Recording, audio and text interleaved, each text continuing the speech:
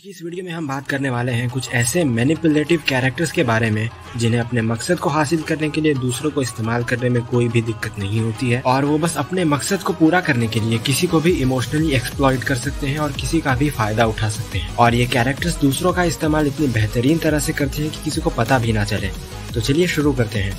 Video शुरू करने से पहले अगर आपको ये वीडियो पसंद आती है तो इस वीडियो को लाइक और चैनल को सब्सक्राइब जरूर कीजिए, ठीक उसी तरह जिस तरह से आप तमाम सोशल मीडिया इन्फ्लुएंसर्स को करते हैं। तो क्यों ना इस वीडियो में कुछ अलग किया जाए। वैसे तो सभी लोग बॉटम टू टॉप की लिस्ट बनाते हैं, पर मैंने सोचा क्यों ना इस बार टॉप टू बॉटम रखा जाए, यानी कि जो सबसे ज्यादा पॉपुलर है उसका जिक्र सबसे पहले किया जाएगा और जो बहुत कम पॉपुलर है उनका जिक्र आखिर में किया जाएगा। तो चलिए शुरू करते हैं। नंबर 1 पर हमारे पास है लाइट यागमी।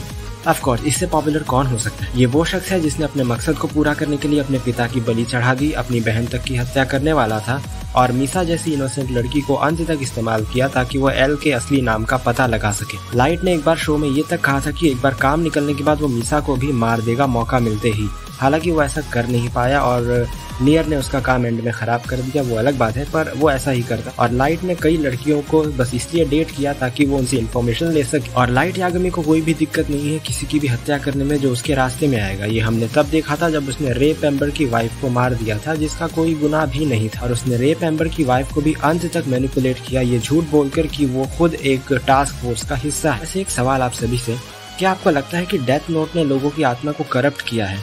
क्योंकि जब लाइट यागमी ने अपनी मेमोरीज इरेज कर दी थी तब एल लाइट से कहता है कि मुझे लगता है मीसा के पास कुछ क्रूशल इन्फॉर्मेशन है तो तुम उसे डेट करो ताकि तुम उससे इन्फॉर्मेशन निकलवा सको। लेकिन लाइट उस वक्त एल को मना कर देता है और जब लाइट कीरा के रूप में होता है तब वो मीसा को कन्वीनियंटली यूज करता है इन्फॉर्मेशन निकलवाने के लिए, एल का असली नाम पता लगाने के लिए। तो क्या आपको लगता है कि डेथ नोट जिसके पास होती है उसकी सोल करप्ट हो जाती है? ये बस एक सवाल है और ये बात सुइचिरो यागमी यानी कि लाइट के डैड ने भी एक बार कही थी शो के बीच में ही। तो आपको क्या लगता है कमेंट में जरूर बताएं। नंबर 2 पर हमारे पास है यूहान लीबर्ट। ऑफ कोर्स मॉन्स्टर एनीमे से इसे कौन भूल सकता है। मॉन्स्टर एनीमे एक 74 एपिसोड का एक बहुत ही लंबा एनीमे है, पर इसकी मैनिपुलेटिव स्किल को हर कोई जानता है। बस उसे अपने सामने वाले का पास्ट पता होना चाहिए और वो उसे पूरी तरह से मैनिपुलेट कर सकता है अपने मकसद को पूरा करवाने के लिए।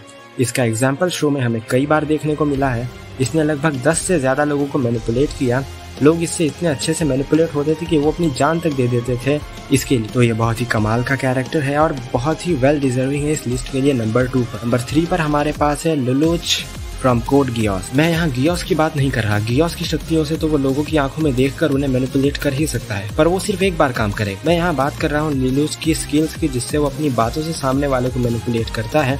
किस तरह से उसने अकेले अपनी एक आर्मी खड़ी की और किस तरह से ब्रिटानिया के खिलाफ अंत तक लड़ता रहा। इसकी मैनिपुलेटिव स्किल्स भी लाजवाब है। मैं चाहता हूँ ज्यादा स्पॉयलर्स ना हो, इसलिए मैं हर कैरेक्टर पर बहुत लंबी बातचीत नहीं करूंगा जैसे मैंने लाइट को लेकर किया, क्योंकि मुझे लगता है सभी ने डेथ नोट देखा। नंबर 4 पर हमारे पास है Kiyotaka from classroom of the elite. ये शख्स इतना कमाल का है ना, ये रिएक्ट नहीं करेगा, ये बस अपने आसपास के लोगों की बिहेवियर को ऑब्जर्व करेगा और ये इस तरह से अपना मूव खेलेगा कि अंत तक पता भी नहीं चलेगा कि ये सबके पीछे है।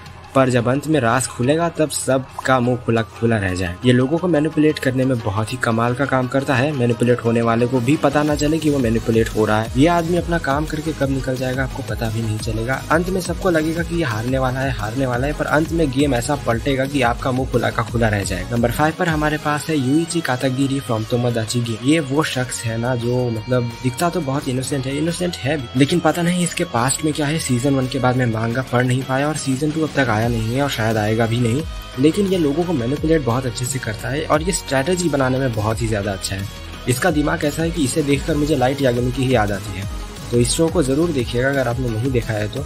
ये एक अंडररेटेड शो है, लीगली हॉटस्टार पर अवेलेबल है और इनलीगली तो आपको पता ही। नंबर 6 पर हमारे पास है शोको माकाशिमा फ्रॉम साइको पास। साइको पास जिनको नहीं पता है मैं थोड़ा सा बता दूं। साइको पास में एक दुनिया होती है जो इस तरह से बन चुकी है कि एक सिविल सिस्टम नाम का एक सिस्टम लोगों के क्राइम करने की संभावना को जज करता है, यानी कि वो लोगों के क्राइम कोएफिशिएंट की जांच करके ये बता सकता है कि इस आदमी के अपराध करने के कितने ज्यादा चांसेस हैं या इसकी मानसिक स्थिति कितनी ठीक है। अगर आपका क्राइम कोएफिशिएंट 0 से 100 के बीच में है तो आप स्वस्थ हैं, अगर 100 से 300 के बीच में है तो आपको इलाज की जरूरत है और अगर 300 से ज्यादा है तो भी आपको इलाज की जरूरत है, जिसमें आपको एलिमिनेट कर दिया जाएगा। क्योंकि 300 से ज्यादा होने पर यह साबित हो जाता है कि आप समाज के लिए खतरा है, तो या तो अब आप इन्फोर्सर्स ज्वाइन कर लीजिए या तो आप एलिमिनेट हो जाइए। एनफोर्सर्स वो होते हैं जो पुलिस की हेल्प करते हैं, एक तरह से सबऑर्डिनेट समझ लीजिए, लेकिन उन्हें बिल्कुल भी अच्छे से ट्रीट नहीं किया जाता है। पर शोको माकाशिमा वो शख्स है जो लगातार क्राइम करता रहता है और उसका क्राइम कोएफिशिएंट कभी भी 20 के भी ऊपर नहीं जाता है और योहान लीबर्ट के अगर सबसे करीब कोई है मैनिपुलेटिव के मामले में तो यही है। जब तक शो देख रहा था मुझे योहान लीबर्ट की याद आ रही थी इसे देखकर।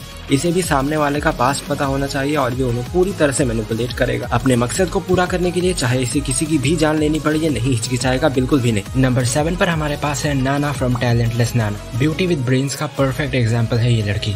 इस शो की कहानी पर थोड़ा सा आ जाते हैं तो इस शो में माई हीरो अकेडमिया की ही तरह कुछ बच्चों के पास सुपर पावर होती है और गवर्नमेंट इन सभी बच्चों को एक सुनसान आइलैंड पर भेजती है प्रशिक्षण देने के नाम पर प्रशिक्षण तो बहाना है, असल में इन बच्चों को ठिकाने लगाना है। गवर्नमेंट का प्लान होता है कि हीरो ट्रेनिंग देने के नाम पर इन बच्चों को आइलैंड पर भेजा जाए और वहीं इनका काम तमाम कर दिया जाए। और इस काम को खत्म करने के लिए गवर्नमेंट भेजती है नाना को, जो कि ऑफ कोर्स इन्हीं की तरह एक स्टूडेंट बनकर इन्हीं के बीच में रहती। और नाना का मिशन होता है इन सबको खत्म करना। हालांकि नाना के पास कोई सुपर पावर नहीं है, पर उसकी मैनिपुलेटिव स्किल्स और उसका तेज दिमाग ही उसकी एक सुपर पावर। और ये लड़की जब मैनिपुलेट करने पे आती है ना लोगों को, ये आपको एपिसोड 1 में ही देखने को मिल जाएगा। इस तरह से ये लड़की अपनी ब्यूटी का यूज करती है कई बार लोगों को मैनिपुलेट करने के लिए, और कई बार अलग अलग ट्रिक्स का भी वो इस्तेमाल करती है। आसान शब्दों में मैं बस इतना ही कहूंगा कि अगर नाना अपने पे आ गई तो वो हंसते हंसते सबके रास्ते लगा सकती। और नंबर 8 पर आखिर में हमारे पास है तेत्सुया फ्रॉम माई होम हीरो। अपनी बेटी के अब्यूजिव बॉयफ्रेंड का कत्ल करने के बाद तेत्सुया को एहसास होता है कि जिसका उसने अभी कत्ल किया है वो असल में अंडरवर्ल्ड से जुड़ा हुआ है और अब अंडरवर्ल्ड के कई लोग उसके पीछे पड़े। और अपने इस मर्डर को छुपाने के लिए तेत्सुया नकली सबूत बनाने से लेकर असली सबूत मिटाने और दूसरों को अपने आरोप में फंसाने जैसे काम भी करेगा। तो ये शो भी बहुत अच्छा है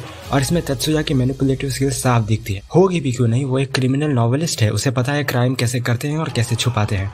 और ये भी बहुत ही कमाल का मैनिपुलेटिव कैरेक्टर है और सबसे अंडररेटेड मुझे लगता है आज के वक्त में यही है। तो आज का ये वीडियो हम यहीं पर खत्म करते हैं। मैं उम्मीद करता हूँ आपको वीडियो बहुत ज्यादा पसंद आया होगा और अगर पसंद आता है तो वीडियो को लाइक और चैनल को सब्सक्राइब जरूर कीजिएगा।